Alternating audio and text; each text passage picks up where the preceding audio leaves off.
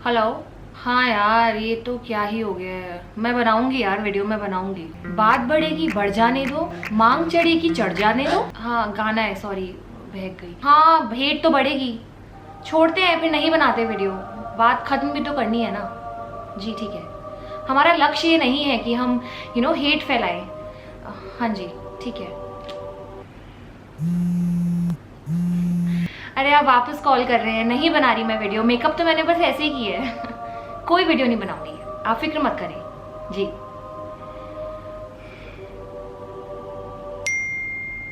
मुंह में लड़ ले, वीडियो तो बनेगी।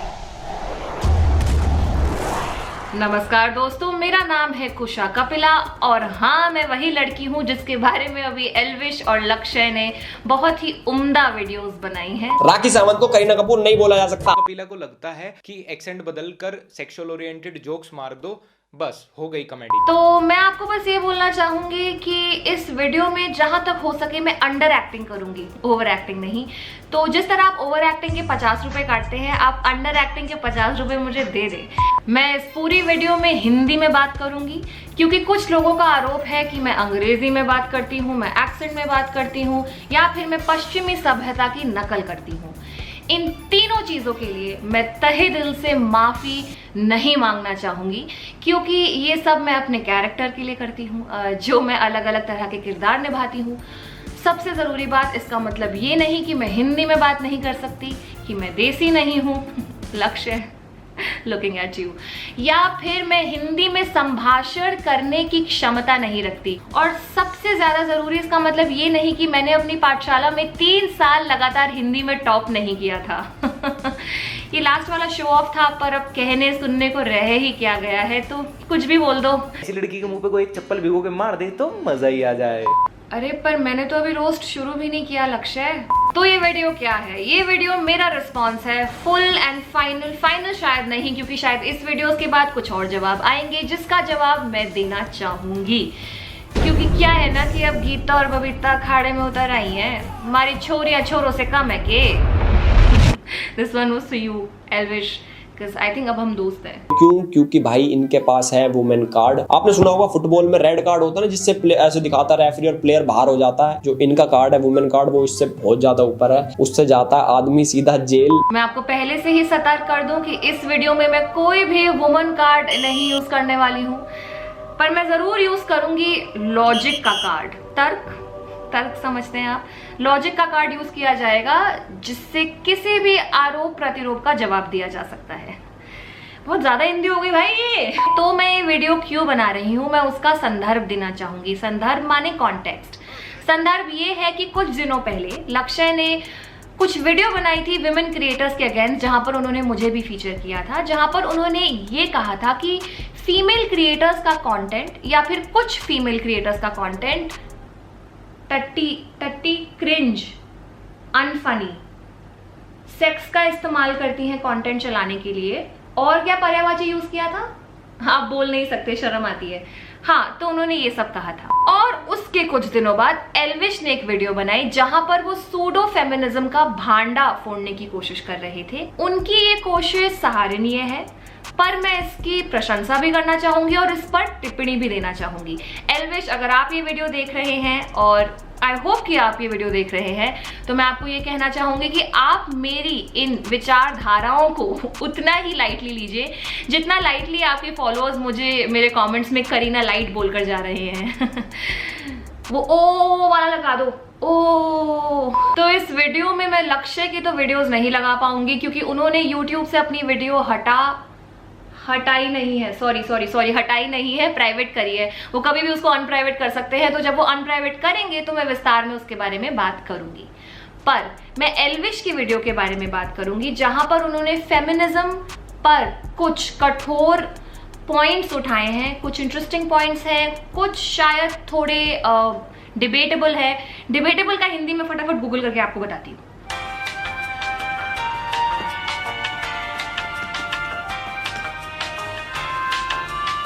विवादास्पद। पूरी तरह शुरू होने से पहले मैं आपको ये बताना चाहूंगी कि इस वीडियो में मैं सिर्फ एल्विश पर ही नहीं, खुद की कही हुई बातों पर भी टिप्पणी करूंगी।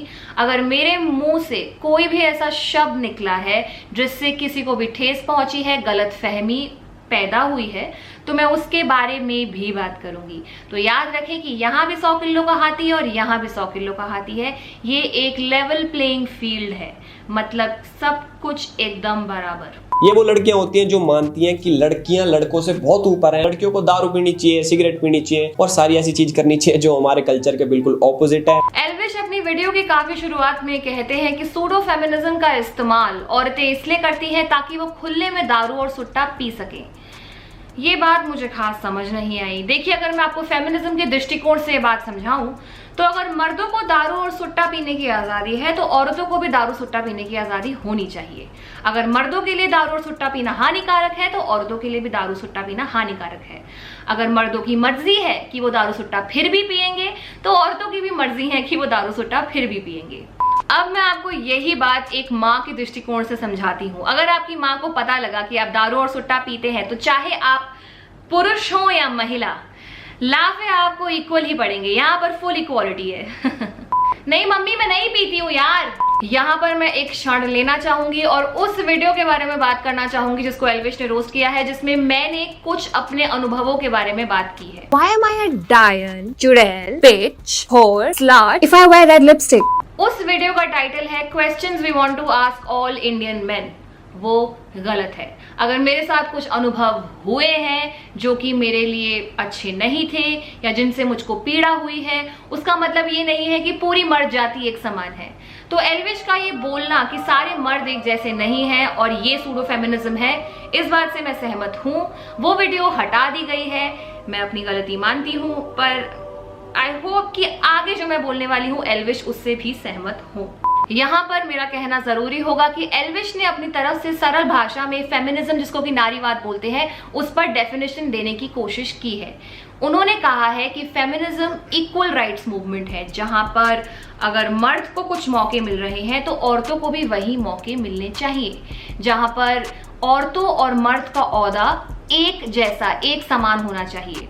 ये बात एल्विश की सही है। यहाँ पर मैं जल्दी से बात कहना चाहूंगी। एल्विश और मेरे मानने से कि मर्द और औरत एक समान है, लक्ष्य तो शायद नहीं मानते हैं तो मैं उनको इसमें नहीं गिनूंगी कि औरत और मर्द एक समान है। क्या उसका ये मतलब है कि सच में समाज में औरत और मर्द एक समान है?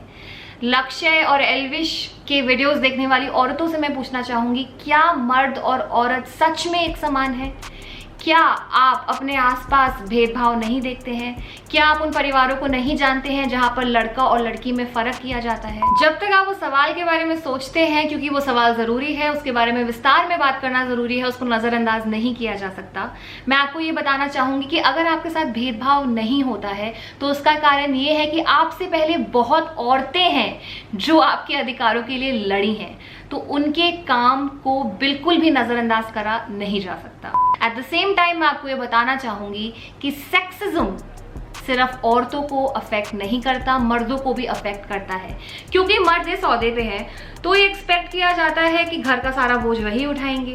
ये एक्सपेक्ट किया जाता है कि वो रोएंगे नहीं, अपनी कमजोरी नहीं दिखाएंगे, और तो और ये एक्सपेक्ट किया जाता है कि वो डॉक्टर और इंजीनियर बनेंगे। क्या यार, ये तो बहुत लोगों की दुख तीरथ है ना। क्योंकि इक्वल राइट्स मूवमेंट है, उसका मतलब ये है कि अगर मर्द कोई ऐसा काम करना चाहते हैं जो मर्दाना नहीं है, वो कर सकते हैं। आज से 10 साल पहले या 15 साल पहले अगर आप कोई ऐसा काम करना चाहते जो कॉमन नहीं था, जो कि यूट्यूबर है एल्विश लक्ष्य, तो उस पर कोई ना कोई बात जरूर उठती। पर आज की तारीख में अगर वो बात नहीं उठ रही है तो उसका मतलब ये है कि इन चीजों को नॉर्मलाइज किया जा रहा है। अगली क्लिप जो एल्विश मेरी चलाते हैं वो है ये। Why do you think it's okay to say थोड़ा 1-2 किलो गेन हो गया ना? में क्या है, तो ऐसा तो होगा नहीं कि रोड पे चल रही है और किसी दूर से आदमी ने रुक्का मार दिया, ओए मैडम तेरे 2 किलो बढ़ गए। एल्विश, मैं आपको एक बात बताना चाहूंगी। आज से तकरीबन 7-8 साल पहले मैं रोड पर चल रही थी।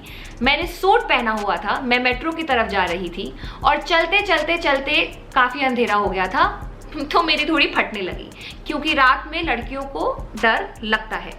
मैं स्टेशन की तरफ भागी भागी जा रही थी, बिना कुछ सोचे, बिना कुछ देखे कि कहाँ मेरा दुपट्टा जा रहा है, कहाँ मेरा सूट जा रहा है। तो सडनली सामने से कुछ 7 से 8 मर्द आते हैं जो मुझे बोलते हैं, अबे ओ, अगर इतने हिलते हैं तो बनियान पहननी थी ना। मैंने उस क्षण में वही किया जो किसी भी स्वाभिमानी औरत को करना चाहिए था। मैं जोर की भागी मेट्रो की तरफ क्योंकि मुझे बहुत डर लग गया। 7 से 8 मर्दों का मुकाबला मैं नहीं कर सकती हूँ। लड़कियों को बहुत कुछ रोड पर, मेट्रो में और हर जगह सुनने को मिलता है, ये सच है। तो यहाँ पर अगर एल्विश बोलती कि कुशा किसी ने आपके बारे में ऐसा बोला है तो जरूरी नहीं कि सब बोल सकते हैं, तो इंडियन मैन लिखने की जरूरत नहीं थी। एल्विश ने क्या बोला तो समझ नहीं आता कि क्या इनके लिए सही है क्या गलत है। मेरे हिसाब से इनको थोड़ा बड़ा होने की जरूरत है। वैसे 40 प्लस है, बट दिमाग से बड़ा होने की jरूरत है। तो प्लीज दीदी थोड़ा सा बड़े हो जाओ दिमाग से। जी हाँ, एल्विश ने मुझे 40 साल की औरत बोला जिसका दिमाग बड़ा नहीं हुआ है, और कमेंट्स में भी मुझे अब सब लोग 40 साल की औरत ही बोल रहे हैं। I'm 30 यार, थोड़ा मतलब देख के फीलिंग्स है यार। एल्विश ये भी कहते हैं कि कहीं ना कहीं वो मर्द शायद सच बोल रहे हैं कि मैंने इतना मेकअप क्यों लगाया है। एल्विश, अगर ये बात सही है तो अब तो तुम और मैं भी दोस्त हैं, हम इंस्टाग्राम DM पे बात करते हैं, तो क्या मैं भी तुम्हें कोई सलाह दे सकती हूँ? यार तुम्हारी हंसी थोड़ी सी ओवर एक्टिंग के मेरे भी 50 रुपए काटने का मन करता है थोड़ा। अच्छा sorry, we not friends, sorry. अगली क्लिप जो एल्विश ने मेरी चलाई वो है ये। Just because I like to dress up और या मुझे मेकअप करना पसंद है doesn't mean I want to be an actress. Stop calling me Kareena Kapoor. जिस पर एल्विश बोलते हैं ये। भगवान के लिए इसे करीना कपूर मत बोलो यार प्लीज। राखी सावंत को करीना कपूर नहीं बोला जा सकता। अब क्या कहूँ एल्विश, ये भावना उस जगह से आई थी जहां पर लोग आपको बोलते हैं ज्यादा हीरोइन मत बन, जब आप संवरने की कोशिश करते हैं, श्रृंगार करने की कोशिश करते हैं, और लड़के ऐसा बोलते हैं। मैं 2 साल से कंटेंट बना रही हूँ, लड़के तो क्या क्या नहीं बोलते। मैंने आपको DMs में काफी स्क्रीनशॉट्स भेजे हैं, पर मैं आपको ये भी कहना चाहूंगी कि ये करीना कपूर वाली लाइन तो बहुत ही अननेसेसरी और क्रिंज थी। तो आप और मैं साथ में ही क्रिंज करते हैं इस बात पे। वैसे कुछ लोग बोलते हैं कि मैं हीरोइन नहीं हूँ एज एस्टैब्लिश्ड, एब्सोल्युटली नहीं हूँ। देखिए जहां तक मुझे समझ आया है, एल्विश इस वीडियो में ये कहना चाहते हैं कि कुशा आपके जो कुछ अनुभव हुए हैं उसका मतलब ये नहीं है कि सारी मर्द जात एक जैसी है। एल्विश आपकी ये बात बिल्कुल सही है, पर फिर भी आप कहीं ना कहीं मुझे 40 साल की एक औरत बुलाते हैं जिसका दिमाग एक छोटे बच्चे जितना है। आप ये भी कहते हैं मेरे और कॉलीग्स को देखकर कि इनको कौन घूरेगा। इसको किसने घूर दिया यार? मैंने तुम इसको घूर लो, और दूसरा ऑप्शन है तुम फांसी लगा लो। माँ कसम मैं फांसी लगा लूंगा। जबकि आप सिर्फ ये कह सकते थे कि सारे मर्द ऐसा नहीं करते। जब आप किसी को आगे से वही टिप्पणी देंगे जो टिप्पणी मर्द औरतों को देते हैं कुछ मर्द, तो फिर बात कहाँ ही पहुंचेगी। देखिए इसका मैं उदाहरण देती हूँ। कल को लक्ष्य अगर मेरे पास आए और बोले कुशा दीदी हमको बहुत बहुत बुरा बोला एक लड़की ने, हमको बिल्कुल अच्छा नहीं लगा, हमको पीड़ा हो रही है। अगर मैं आगे से बोलूं लक्ष्य वो सब बात तो ठीक है, पर तुम्हें पता है कितनी औरतों की उत्पीड़ना हो रही है इस देश में, तुम्हें पता है औरत क्या क्या सह रही है, तो वो गलत होगा। अगर मर्दों के साथ अन्याय हो रहा है तो उस पर आवाज उठाएं। देखिए लक्ष्य और एल्विश दोनों अपना प्लेटफॉर्म यूज कर सकते हैं इस बारे में बात करने के लिए कि लड़कों के साथ क्या क्या हो रहा है, उनको क्या फील होता है, उनको क्या महसूस होता है, उनकी क्या पीड़ा है, उनके क्या इश्यूज हैं, क्या प्रॉब्लम्स हैं।